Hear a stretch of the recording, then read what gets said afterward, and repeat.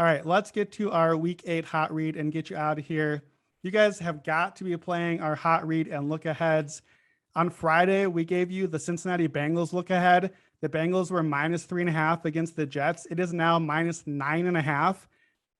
We haven't played any games yet. We have a whole week to move still, and you have 6 points of value on that line. So rest assured, neither one of us is going with that game today. Who do you like, Raheem, for your first hot read? I also want to say I gave you guys the Washington football team +4.5. That's down to +3.5. But the first game I'm going to go with is the Dallas Cowboys -1.5. The look ahead line on this game was Dallas Cowboys -2.5. And we're sitting at a consensus 1.5, 2 within the market, which means that we've seen the Cowboys power rating decrease during their bye week. Now, I know Dak Prescott was dealing with a calf injury, but he had a bye week to rest that off. So playing against the Minnesota Vikings team that's also coming off a bye week. So I don't see why this power rating has changed. My model actually makes this game Cowboys -3, -3.5. I know the Cowboys are a perfect 6-0 against the spread this season.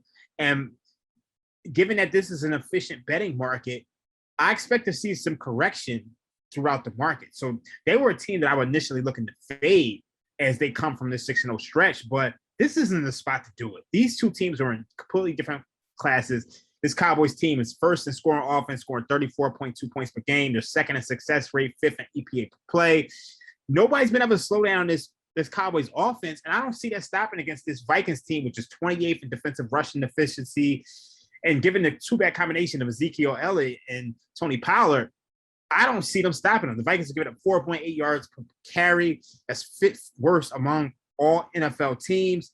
So look for big days from Elliott and Pollard. And I think when you open things up through Prescott through the air, the Vikings are going to have a tough time slowing down this offense. And you look at this Vikings team, they've made everything tough. Like, there's nothing been easy. Like, they struggled to stop the Lions in crunch time and let them back into a game. They struggled to stop the Panthers in crunch time. They let them back in the game and had to go play an overtime game. And even though the Vikings have plenty of weapons, and Justin Jefferson, Adam Thielen, and Dalvin Cook, this unit is just so conservative. And I just think Mike Zimmer is kind of in over his head with this team right now. I make this line 3. So at -1.5, I got to take the Cowboys. I expect this number to get pushed up to the Cowboys. And we can make a decision later if we want to buy back and try to middle this game, maybe take Minnesota later at 3. But under a field goal, I'm taking the better team. Yeah, you buried the lead on this one. This is the Brandon versus Raheem game of the season next week. These are our teams. This is the Sunday night game. So this will be interesting. We will be podcasting right after this one gets over next week. So I think one of us may have a jersey on in our podcast for this one. But yeah, the line feels off to me. Mike McCarthy, I think, is 11-2-1 against the spread coming off of a bye week. So, the Vikings are good off bye week. Mike Zimmer at home has been strong as well. So there are trends in both directions, but these teams don't feel even so far. The Cowboys have been very good. So definitely, we'll say as a Vikings fan that I'm not necessarily planning on having my jersey ready to go next Sunday night, but I will hope for the best. So I'm going to go with, we talked about the AFC North earlier. I'm going to take the Pittsburgh Steelers +3.5 on the road in Cleveland. So the last time these teams played was in the playoffs, and the Browns embarrassed the Steelers 48-37. They blew out the first quarter, and the Pittsburgh kind of made it closer later. They had won 2 weeks in a row. They won week 17 as well, though no Big Ben in that one, kind of meaningless game. Still got the win, not meaningless for Cleveland. Before that, the Browns have been absolutely owned by the Steelers. Steelers 31 out of the 36 games before that had won those games. Big Ben is 23-2-1 lifetime against Cleveland. His last regular season loss to this team was 2014, back when Big Ben was still good, in fact. So also, I noticed this week, Stefanski is 0-6 against the spread in the division. As good as Cleveland was last year, lost all 6 of those against the spread. Mike Tomlin as an underdog, Big Ben as an underdog, this is their spot. This is where you want to back the Steelers. Tomlin is 40-20 against the spread as a dog. He's got an over 500 record straight up as an underdog. Same with Big Ben, obviously, since most of those are together. So Big Ben as a short underdog, 3 points or less. If it gets there, 24-12 straight up, 49% ROI. So that is massive and has won 7 of the last 8 in that spot. So I want to grab the Steelers here at 3.5. I'm grabbing in the hot read because I think that this line probably settles at 3. Feels like kind of just one of those, all right, let's just keep the line right at 3 and see what happens. I think that's a mistake giving us the extra half point here to get the hook. So I'm going to grab the Steelers and might add more to it later, depending on where the line goes.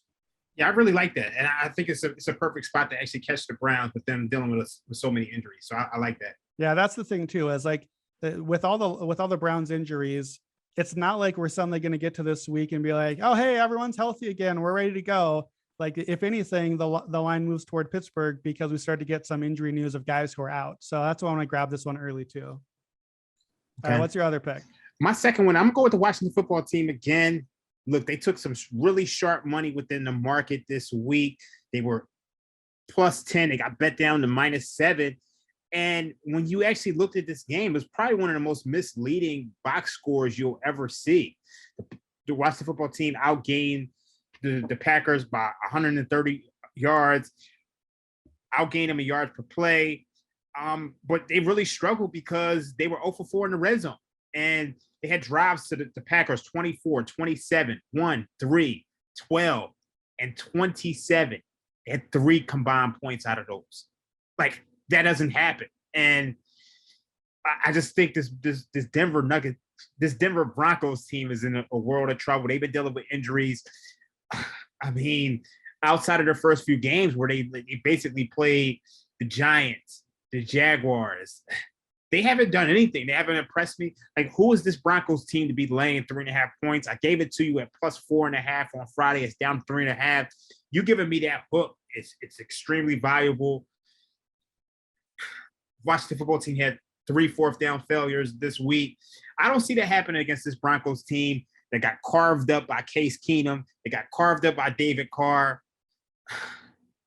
I'm taking the Washington football team. Yeah, we like that hook. And my other play is another one of those 3.5 lines at hook here. I was thinking about taking Seattle. I talked about how Seattle has kind of been a little better than we're giving them credit for. Seattle's home against Jacksonville, but at -3, I like that one. It's starting to disappear to 3.5 or 4. If you can still find a 3, I like that one. Instead, I'm going to go with the Green Bay Packers plus 3.5 in Arizona. It's our Thursday night game. Big, good Thursday night game this week. And it's basically the same argument here. I'm taking the hook while it's there. It's not going to stay there. This is going to be a 3-point line.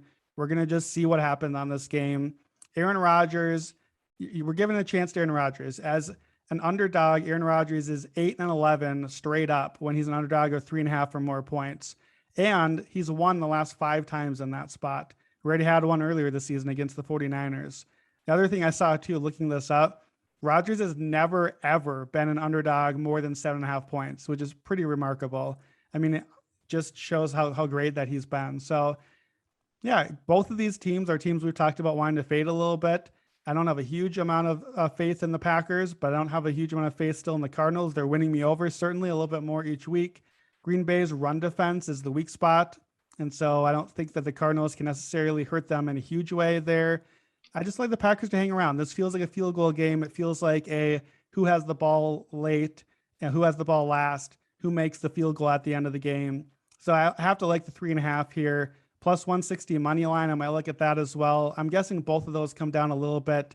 I just want to give Rodgers a chance. I think both these teams are a little bit worse than what we think by their records. But the Packers, sometimes at some point, at the last 2 years, 13-3 both years, and now this year they've lost the first one, and then they've won and covered 6 in a row. Week after week, it's like, oh, the Packers have done it again. Oh, how did they get the call? How did Rodgers come through? At some point, you just have to trust that it's happening. So I'm trusting. I'm going to take Rodgers. Give me Rodgers in the 3.5 on the road, and we'll see if they can take down our last unbeaten team. Oh, yeah. I honestly, I've been looking for spots to fade the Arizona Cardinals for a while. It hasn't necessarily gone my way, but I think this might be the spot. And obviously, Kyler Murray's been banged up a little bit, so they're on a short week. Houston Texans, I mean, they came out and it felt like they were going to make this game competitive, and then next thing you know, they get blown out. And I think at the bare minimum, the Packers should be able to cover this game. Yeah, I like the cover for sure. So I think that's the play for now.